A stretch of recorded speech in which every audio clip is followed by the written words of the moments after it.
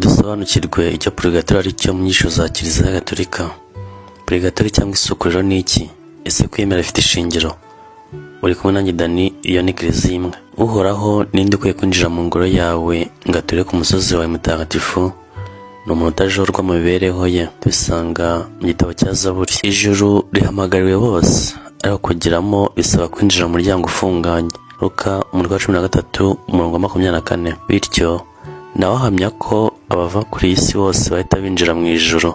Ni kimwe n'uko atari byo kwemeza ko abaharanira icyiza bakarwanya ikibi ariko bagapfa bagifite ubusembwa bajya mu muriro w'iteka. Niyo mpamvu bamwe bashobora gusukurwa n'impuhwe z'Imana nyuma y'urupfu. Ubwo buzima butari ubwo mu ijuru nube n'ubwo mu muriro nibwo Kiliziya yita isukuriro cyangwa purigatori, purificatoire de purifier. Ese koko purigatori ibaho cyangwa n'ibihimbano bya Kiliziya Gatolika? Niba ibaho twabisanga he muri Bibiliya? Purigatori iri muri Bibiliya, ahubwo nuko benshi batayisoma ngo bayisobanukirwe. Ngaho fata Bibiliya yawe usome mu gitabo cy'ubuhanga umutwe wa 3 umurongo wa 1 kugera kwa 8. Hari aho bavuga ngo roho z'intungane ziri mu biganza by'Imana kandi n'igitotezo kizongera kubageraho. Mu maso y'ipfamutima bameze nk'abapfuye burundu, barigendeye basa nk'aho bagushije ishyano. Bagiye kure byitwa ko barimbutse, nyamara bibereye mu mahoro. Ubuhanga 3:1-3. Aba ni abageze mu ijuru ku bw'impuhwe z'Imana bibanira nayo, ndetse nubwo amaso y'abantu basa n'abahanwe bahorana amizero yo kutazapfa. Nibamara guhanishwa ibihano byoroheje bazahabwa ingororano zitagereranywa. Imana n'abagerageje isanga hakwiye kuba abayo. Yarabasukuye nka zahabu mu ruganda, ibakira nk'igitambo kitagira inenge. Igihe Imana izabagenderera nibwo bazabengerana barabagirane nk'ibishashi by'umuriro mu bikenyeri byumye. Bazacira amahanga imanza kandi bategeke ibihugu, maze Nyagasani ababere umwami iteka ryose. Igitabo cy'ubuhanga umutwe wa 3 umurongo wa 4 kugera kwa 8. Aba bavugwa hano ni abari mu isukuriro cyangwa purigatori. Abahakana ko purigatori ibaho nizere ko basubijwe noneho.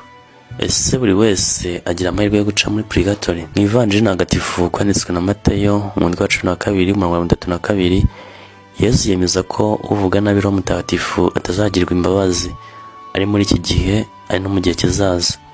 Mu zindi ndimi bigaragara kurushaho ko ari mu buzima bwa nyuma y'urupfu. Ibi byerekana ko ari abashobora kugirirwa izo mbabazi mu gihe kizaza, abadakora icyaha cyo guhakana ibikorwa by'urukundo n'ibitangaza bigaragara Imana ikoresha Kristo na Roho Mutagatifu, cyangwa se kubyitirira Sekibi. Soma muri Matayo umutwe wa 5 umurongo wa 26, cyangwa se igitabo cy'Abanyakolose, cyangwa se igitabo cy'Abanyakorini ba mbere umutwe wa 3 umurongo wa 15. Imyumvire y'Abagatolika ese koko yaba ifite ishingiro?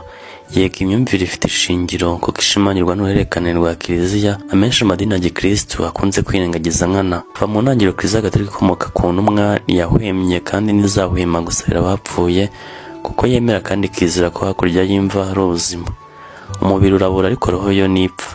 Abakristo Gatolika twemera kandi twizera ko n'imibiri yacu ifite agaciro, kuko Yezu azatuzura ku munsi w'imperuka. Twabaho twapfa turi abanyagasani.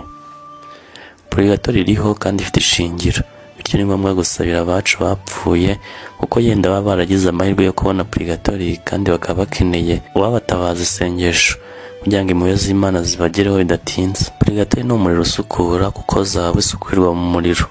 Purigatori si itegeko kuyemera, ariko kwemera icyo ijambo ry'Imana ritubwira rituburira byaba byiza. Tuzirikane ku ijambo ry'Imana dusanga muri Yohani umutwe wa 11 umurongo wa 1 kugera ku 45. Yesu abwira Marita wari umaze iminsi apfushije musaza we Lazaro ati, musaza wazazuka, ninjye zuka n'ubugingo, unyemera wese nawe yaba yarapfuye azabaho, byongeye umuntu wese uriho kandi akanyemera ntateze gupfa. Zirikana kuri aya magambo ya Yesu, urayakuramo kwizera, hari iherezo ryiza ry'intungane.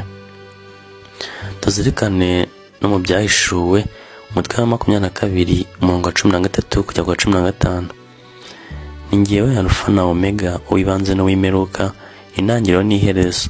Hahirwa abamesa amakanzu yabo kugira ngo bagire uburenganzira ku giti cy'ubugingo, kandi ngo binjire mu murwa banyuze amarembo yawo, kuko abimbwa n'abarozi n'amahabara n'abicanyi n'abasenga ibigirwamana n'umuntu wese ukunda ibinyoma kandi bikoresha aho bazahera hanze. Dore rero uko roho zo muri purgatori zitabarwa cyane cyane n'igitambo cya misa baziturira kandi nta cyagisimbura. Misa niyo mfashanyo ikomeye umuntu yaha we witabye Imana. Ni inshingano ku mukristo nyawe gusabira we witabye Imana, amushyingura gikristo ku munsi yapfuyeho, ariko ntaciraho akajya ananyuzamo akamusabira. Misa isomwe ituriwe witabye Imana imurongera imigisha myinshi kurusha andi masengesho yose. Tugendeye ku muco wa Kiliziya, usabira we binyuze mu gitambo cy'Ukaristiya agomba kugira ituro ryihariye agenera Kiliziya. Iryo turo akaba ari nk'impongano itangiwe nyakwigendera, kuko we nta cyaba gishobora kwikorera.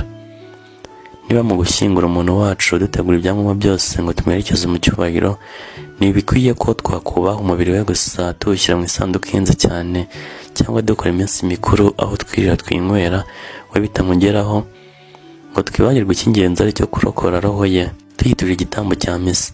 Amafaranga yo gusaba misa yo gushyingura gikristo ntagomba gufatwa nk'igihombo umuryango nyakwigendera ugize mu byerekeye umutungo. Mu by'ukuri umuntu wese upfuye aba asize umutungo mwinshi, kandi niyo yaba uruhinja, kuko umwana nawe ni umukire, ni umwami. Ni buki twasigana imitungo ye tuyishimiramo cyangwa ndetse tuyimaraniramo, ntitube twakoramo ngo dutange ituro ryo gusabira roho ye, kandi cyo cyonyine gikomeye aba dusaba kumukorera. Abakristo bamenye uburyo roho z'abapfuye zikenera misa buri munsi. Bajya bazisabira izo misa. Hari abakristo bamaze gutera imbere mu gusabira roho zo muri purgatori, urugero muri paruwasi ya Rukomo. Natwe dukwiye kugerageza. Icya kabiri gitabaza izo roho ni imibabaro abantu bamwe bakiri ku isi biyemeza kugira ku giti cyabo, bakayakira nk'impongano y'ibyaha by'abapfuye. Urugero, Mariya Sima wabonekewe na roho zo muri purgatori yagiye kenshi yikorera imisaraba yazo zikamusaba kuzirangiriza ibyo zitari zaratunganyije ku isi. Yamara kubikora zikamushimira zivuga ko zabohowe purgatori, ko zageze mu ijoro. Cya gatatu ni rozari. Uretse misa nta kindi kirusha rozari gutabara roho z'imbabare za purgatori. Ni nyinshi zibohorwa buri munsi kubera rozari, kandi zagombaga gutegereza imyaka myinshi mu bubabare, basaba ngo bazabasabire igihe bazaba batakiri ku isi, ikaba nk'impongano y'ibyaha byabo. Gutera amazi y'umugisha kumva nabyo birazifasha. Muvandimwe, zikara ko nawe ejo uzaba wavuye mu isi y'abazima, maze witeganyirize usabira abawe bitabye Imana kuri ubu buryo bunyuranye tubagejejeho. Iyo neza nawe uzayiturwa. Gusabira abapfuye si itegeko uhatiwe, ni igikorwa cyiza kikuvuye ku mutima kandi girasohoye iturwa indi. Murakoze.